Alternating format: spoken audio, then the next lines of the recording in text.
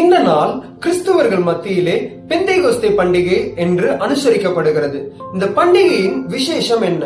இயேசு அப்போஸ்தலர் 1ஆம் அதிகாரம் அதன் 8ஆம் வசனத்தில் இவ்விதமாய் சொல்லுகிறார்: பரிசுத்த ஆவி உங்களிடத்தில் வரும்போது நீங்கள் பலனடைந்து எருசலேமிலும் யூதேயா முழுவதிலும் சமாரியாவிலும் பூமியின் கடைசி பரியந்தமும் எனக்கு சாட்சிகளாயிருப்பீர்கள்.